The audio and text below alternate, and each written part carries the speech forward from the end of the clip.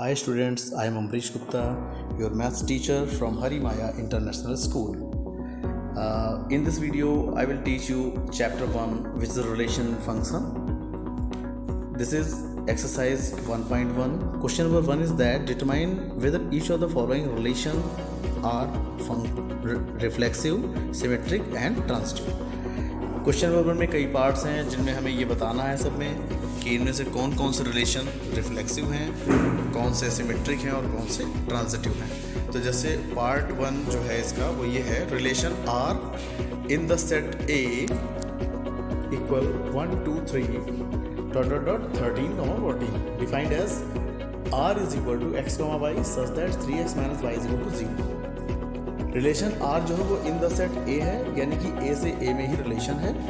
तो जो relation are में जो एक्स वाई है, इसमें एक्स और वाई दोनों वैल्यूज हम सेट ए से ही लेंगे, बट हम सिर्फ यहाँ पर वो ही वैल्यूज ले सकते हैं एक्स और वाई की जो इस 3x - y = 0 को सेटिस्फाई करेंगी। तो जैसे हमने यहाँ टेबल दी है, उसमें x की वैल्यू 1 2 3 4 5 भी ले लिया है, फिर मैंने 5 को कट भी किया। मैं आपको बताऊँगा कि क्यों कट किया है, ये कैंसिल किया है। चलिए अगर हम x की वैल्यू 1 लेते हैं तो जो 3x - y = 0 था, यहाँ से y = क्या होगा 3x। तो x की वैल्यू 1 रखने से y क्या मिला 3। फिर x की वैल्यू 2 के लिए y क्या हो जाएगा 6, 3 के लिए 9 और 4 के लिए 12। लेकिन जैसे ही हम x की वैल्यू 5 रखते हैं, देखिए x की वैल्यू हम 5 तो ले सकते हैं क्योंकि सेट A में 1 से 14 तक के नंबर्स हैं, ठीक है ना। लेकिन जैसे ही हमने x की वैल्यू 5 लिया तो y हमें क्या मिल रहा है 5 3 15 and 15 not belongs in set A। सो ये 5 से पेयर अब यहाँ पर नहीं बनेगा, यानी कि 1 3 2 6 3 9 एंड 4 12 ये हमारे 4 ऑर्डर पेयर ऐसे होंगे जो कि हमारे इस रिलेशन में बिलोंग करेंगे, ठीक है, क्योंकि यही चारों इस दी गई कंडीशन को सेटिस्फाई कर रहे हैं। अब सबसे पहले तो हमने क्या किया कि ये जो रिलेशन था उसको रोस्टर फॉर्म में ले आए हैं। हमें पता क्या करना है कि इनमें से कौन कौन से रिलेशन रिफ्लेक्सिव, सिमेट्रिक और ट्रांजिटिव हैं। तो चलिए देखते हैं। Check reflexive. अब रिफ्लेक्सिव रिलेशन होता क्या है, देखिए, if the relation is reflexive then a, a belongs to r for every a belongs to a। मतलब सेट A में बिलोंग करने वाले हर एक एलिमेंट के लिए वो एलिमेंट खुद से रिलेटेड होना चाहिए।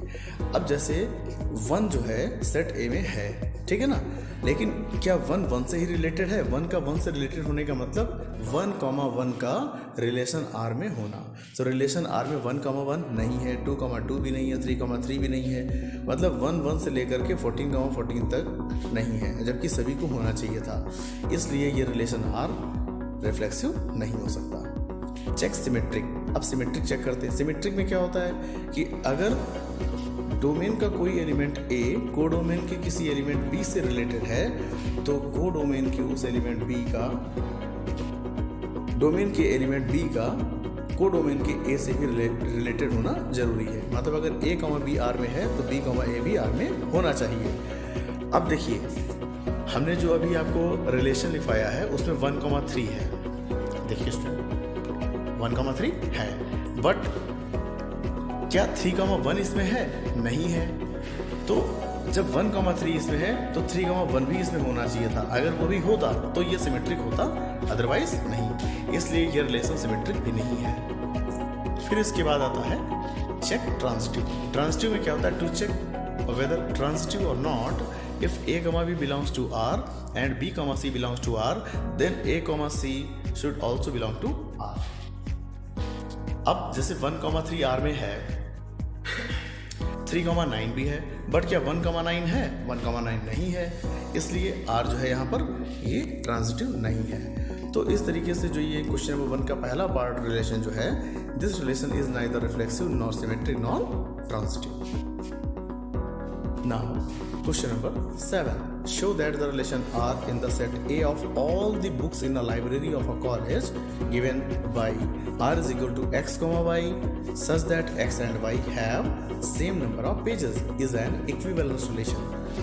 अब यहाँ रिलेशन को हमें शो करना है कि ये इक्विवेलेंस रिलेशन है या नहीं है। मैं आपको बताऊंगा इक्विवेलेंस रिलेशन क्या होता है, लेकिन पहले हम यहाँ पर इसको चेक करेंगे कि क्या ये रिफ्लेक्सिव, सिमेट्रिक और ट्रांजिटिव है या नहीं है। चलिए रिफ्लेक्सिव चेक करते हैं। तो रिफ्लेक्सिव होने के लिए x, का R में बिलोंग करना जरूरी है। तो book x and book x have the same number of pages. जब आप एक ही बुक को उसी बुक से रिलेट कर रहे हैं, और रिलेशन यहाँ क्या है कि कोई भी बुक किसी दूसरी बुक से रिलेट तब होगी जब दोनों के नंबर ऑफ पेजेस सेम होंगे।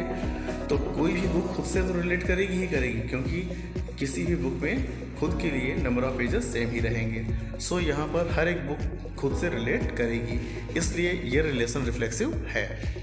फिर इसके बाद चेक करते हैं सिमेट्रिक के लिए। If x and why have the same number of pages, अगर x और y में सेम नंबर ऑफ पेजेस हैं तो x, y आर में बिलोंग करेगा, और x, y आर में बिलोंग करेगा तो y, x भी बिलोंग करेगा। क्यों? क्योंकि y, x बिलोंग करने के लिए y और x के पेजेस सेम होने चाहिए। भाई है तो दोनों सेम ही बुक, तो नंबर ऑफ पेजेस तो सेम रहेंगे ही रहेंगे। तो इसलिए यहाँ पर x, y अगर r में है तो y, x भी r में होगा, इसलिए ये रिलेशन r जो है सिमेट्रिक भी है। अब ट्रांजिटिव चेक करते हैं। If x and y have the same number of pages and y and z have the same number of pages, then x and z have the same number of pages. अगर ऐसा है तो ये transitive होगा, और ये सही बात है, ऐसा तो होना ही होना है। आप कोई 3 बुक्स लीजिए, जिनमें से पहली बुक x हो गई, दूसरी y हो गई, तीसरी z हो गई। हम ये कह रहे हैं कि x में जितने पेजेस हैं उतने ही y में हैं, ठीक। फिर दूसरी बात ये कह रहे हैं कि जितने y में है उतने ही z में भी हैं। तो सिंपल सी बात है, जितने x में होंगे उतने z में भी होंगे, इसलिए ये रिलेशन ट्रांजिटिव भी होगा। अब बात आती है कि हमें तो शो करना था कि ये इक्विवेलेंट रिलेशन है या नहीं है। तो आपको बता दें कि अगर कोई रिलेशन रिफ्लेक्सिव, सिमेट्रिक, ट्रांजिटिव, अगर ये तीनों है तो वो रिलेशन इक्विवेलेंस रिलेशन कहलाता है। तो हमने देखा कि ये रिलेशन रिफ्लेक्सिव भी है, सिमेट्रिक भी है, ट्रांजिटिव भी है, इसलिए ये रिलेशन इक्विवेलेंस रिलेशन होगा। Now question number 12. Show that the relation R defined in the set A of all triangles as R equal T1, T2 such that T1 is similar to T2 is an equivalence relation. सबसे पहले तो यही देखते हैं। फिर उसके बाद में क्या करना होगा हमें कि consider 3 right triangles, T1 with 3, 4, 5 sides, T2 with 5, 12, 13 sides and T3 with 6, 8, 10 sides. Which triangle among T1, T2, T3 are related? हमें यहाँ पर ये बताना पड़ेगा कि T1, T2, T3 में कौन से ट्रायंगल एक दूसरे से रिलेटेड हैं। अच्छा, रिलेशन क्या है कि दो ट्रायंगल्स के बीच रिलेशन क्या होगा कि T1 is similar to T2, कि T1 और T2 सिमिलर है। चलिए, तो पहले तो इसको इक्विवेलेंस रिलेशन प्रूफ करना है, तो चेक करते हैं। तो रिफ्लेक्सिव चेक करने के लिए क्या करते हैं कि कोई भी ट्रायंगल खुद से रिलेट होना चाहिए, और यहाँ पर रिलेशन क्या है, सिमिलरिटी का। तो कोई भी ट्रायंगल खुद के सिमिलर होता ही होता है। तो since every triangle is similar to itself, therefore triangle T is similar to triangle T, so T, T belongs to R, इसलिए R रिफ्लेक्सिव होगा। फिर सिमेट्रिक देखते हैं। अगर कोई दो ट्रायंगल T1 और T2 लें और हम कहें कि T1 is similar to T2, तो सिंपली हम समझ सकते हैं कि T2 भी T1 के सिमिलर होगा। इसका मतलब क्या हुआ कि if T1, T2 belongs to R, then T2, T1 is also belongs to R, hence R is symmetric. Transitive के लिए if T1 is similar to T2 and T2 is similar to T3, then T1 is similar to T3, और ये भी बात true है, इसलिए ये transitive भी है। और जब ये रिलेशन रिफ्लेक्सिव, सिमेट्रिक, ट्रांजिटिव तीनों है तो ये रिलेशन इक्विवेलेंस रिलेशन भी होगा। अब इसका जो अगला पार्ट था वो ये था कि अगर कोई 3 ट्रायंगल लिए जाएं जिनकी साइड्स भी दी गई हैं, हमें बताना है कि ये तीनों ट्रायंगल में एक दूसरे से रिलेटेड कौन कौन से हैं। तो T1 में साइड है 3, 4, 5, T2 में है 5, 12, 13 और T3 में है 6, 8, 10। 2 ट्रायंगल्स आर सिमिलर, रिलेशन क्या है, सिमिलरिटी का। तो 2 triangles are similar if ratio of their sides are equal, ये हम पढ़ चुके हैं क्लास 10th में। For triangle T1 and T3, अब T1 और T3 के लिए अगर चेक करें तो 3:6, 4:8 और 5:10, तीनों का रेशियो सेम है जो कि 1:2 आता है, ठीक है। Since ratio of sides is equal, so T1 and T3 are similar. That is T1 and T3 are related. बाकी आप T1, T2 को देखें, उनका रेशियो सेम नहीं आ रहा तीनों साइड्स का। T2, T3 का देखें तो उनका भी तीनों साइड्स का रेशियो सेम नहीं आ रहा है, इसलिए इस क्वेश्चन में मात्र T1 और T3 ही रिलेटेड है। Now question number 16. Let R be the relation in the set N given by R is equal to A, B such that A is equal to B minus 2 and B is greater than 6. Choose the correct answer. अब देखिए यहाँ पर relation क्या है, A related है B से, जिसमें ए जो है वो b-2 के इक्वल होना चाहिए और b की वैल्यू 6 से ग्रेटर होनी चाहिए। दो कंडीशन है यहाँ पर। अब चारों ऑप्शन में देखें, सबसे पहले तो यही देख लें कि b की वैल्यू 6 से ग्रेटर, मतलब जो सेकंड टर्म है हमारा सेकंड कंपोनेंट वो 6 से ग्रेटर किस में है। तो देखिए a में तो दिया है 4, ये ग्रेटर नहीं है, b में दिया है 8, ये ग्रेटर है, d में 7 दिया है, ये भी है, और c में 8 दिया है, ये भी। मतलब a ऑप्शन तो करेक्ट नहीं हो सकता।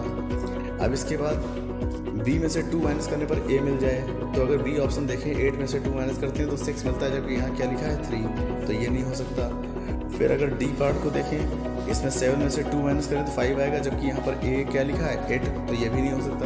बट अगर c ऑप्शन में जाएं तो यहाँ पर 8 में से 2 माइनस करने पर 6 मिल जाता है। तो 6, 8 बिलोंग्स टू R, ये जो ऑर्डर्ड पेयर है ये दोनों को सेटिस्फाई कर रहा है, दोनों कंडीशंस को, इसलिए यहाँ पर करेक्ट ऑप्शन जो होगा वो C होगा।